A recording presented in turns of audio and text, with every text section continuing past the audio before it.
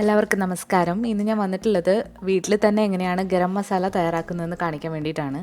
ഇത് ഞാൻ സാധാരണ ഇങ്ങനെയാണ് പൊടിച്ച് വെക്കാറുള്ളത്. ഇതിലെ ടേസ്റ്റ് എൻ്റെ ഒരു മസാലയുടെ ടേസ്റ്റ് അനുസരിച്ചിട്ടാണ് ഞാനിത് ചെയ്തിട്ടുള്ളത്. ഒരുപാട് കുത്തലുള്ളൊരു മസാലയല്ല ഇത്. നമ്മളിതിൻ്റെ ഒരു 1/2 ടീസ്പൂൺ ഇട്ടാൽ മതിയാകും. നല്ലൊരു ഫ്ലേവർ നമ്മുടെ കറികൾക്ക് കൊടുക്കും ഇത്. ഈ ഒരു ഗരം മസാല നമുക്ക് നോൺ വെജിനും അതുപോലെ തന്നെ കടലറി അങ്ങനെയുള്ള എല്ലാ കറികൾക്കും യൂസ് ചെയ്യാൻ പറ്റുന്ന നല്ലൊരു ഗരം മസാലയാണ്. അപ്പോൾ അധികം താമസിയാതെ ഈ ഒരു ഗരം മസാല എങ്ങനെയാണ് തയ്യാറാക്കിയെടുക്കുന്നത് നോക്കാം. ഈ ഒരു മസാല തയ്യാറാക്കാൻ വേണ്ടിയിട്ട് ഞാനിവിടെ എടുത്തിരിക്കുന്നത് 6 ടേബിൾ സ്പൂൺ പെരിഞ്ജീരകമാണ്. ചെറിയ ജീരകമല്ല, മസാലപ്പൊടിയിലിരുന്ന ജീരകമാണ്. അതുപോലെ തന്നെ നമ്മൾ കേരളത്തിൽ ചെറിയ ജീരകം മസാലപ്പൊടികളിൽ ചേർക്കാറില്ല. ഇനി ഇത് കൂടാതെ എന്തൊക്കെയാണെന്ന് നോക്കാം. ഇവിടെ ഞാനൊരു 10 ക്ലോവാണ് എടുത്തിട്ടുള്ളത്. ക്ലോവ് എന്ന് പറഞ്ഞാൽ ഗ്രാമ്പു. ഇത് നിങ്ങളുടെ മസാലയുടെ ടേസ്റ്റ് അനുസരിച്ചിട്ട് കൂട്ടോ കുറയ്ക്കോ ചെയ്യാവുന്നതാണ്. ഇനി ഇതുപോലത്തെ ഒരു തക്കോലം എടുത്തിട്ടുണ്ട്. പിന്നെ എടുത്തിട്ടുള്ളത് ഏലക്കയാണ്. ഏലക്ക 30 ഏലക്കയാണ് എടുത്തിട്ടുള്ളത്. ഇനി ഇത് കൂടാതെ 3 ചെറിയ പട്ട കഷ്ണങ്ങളും എടുത്തിട്ടുണ്ട്. ഇനി നമ്മൾ ഈ മസാലയിൽ ഇതൊക്കെ കൂടാതെ ജാതിപത്രിയും ജാതിക്കയുടെ സീഡും ഇതിൽ ചേർക്കും. അപ്പോൾ അതിന് പകരമായിട്ട് ഞാനിവിടെ ജാതിക്കയുടെ പൊടിയാണ് എടുത്തിട്ടുള്ളത്.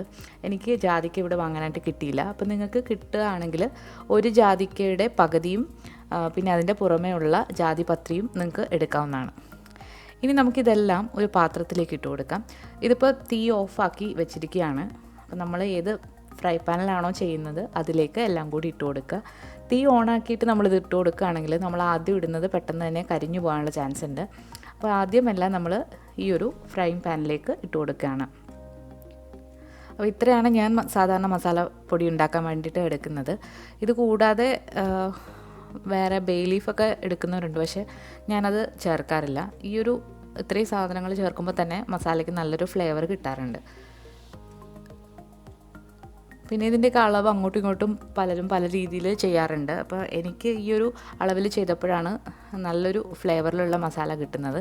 അപ്പോൾ ഞാൻ ഇത്രയും മാത്രമാണ് പൊടിച്ചു വെക്കുന്നത്. ഇത് തീരുമ്പോൾ വീണ്ടും പൊടിച്ചു വെക്കാറാണ് പതിവ്. ഒരുപാട് പൊടിച്ചു വെച്ച് കഴിഞ്ഞാൽ അത് കുറച്ച് കഴിയുമ്പോൾ അതിൻ്റെ മണം നഷ്ടപ്പെടാനുള്ള ചാൻസ് ഉണ്ട്. ഇനി ഇതൊരു മീഡിയം ഫ്ലെയിമിലിട്ട് നന്നായിട്ട് ഇളക്കി കൊടുക്കുക. നമ്മൾ ഇളക്കുമ്പോൾ ശ്രദ്ധിക്കേണ്ടത് ഇത് ഒരുപാടങ്ങ് മൂത്ത് കരിഞ്ഞു പോകരുത്. അങ്ങനെയാണെങ്കിൽ ഈ മസാലയുടെ ടേസ്റ്റേ മാറിപ്പോകും. അപ്പോൾ ലൈറ്റായിട്ടൊന്ന് കളർ ചേഞ്ച് ആകുമ്പോൾ നമുക്കിത് സ്വിച്ച് ഓഫ് ചെയ്യണം. അതുപോലെ തന്നെ സ്വിച്ച് ഓഫ് ചെയ്തതിന് ശേഷം അടുപ്പിൽ തന്നെ വെച്ചിരിക്കരുത്. ഇത് മറ്റൊരു സ്ഥലത്തേക്ക് മാറ്റി വെക്കണം. അല്ലെങ്കിൽ അവിടെ ഇരുന്നിട്ട് അതൊന്നുകൂടി അത് കരിഞ്ഞു പോകാനുള്ള ചാൻസ് ഉണ്ട്. ഇതിപ്പോൾ നമ്മുടെ മസാല നന്നായിട്ട് റോസ്റ്റായി വന്നിട്ടുണ്ട്. ഇനി ഇത് നമുക്ക് തണുക്കാനായിട്ട് മാറ്റി വെക്കാം.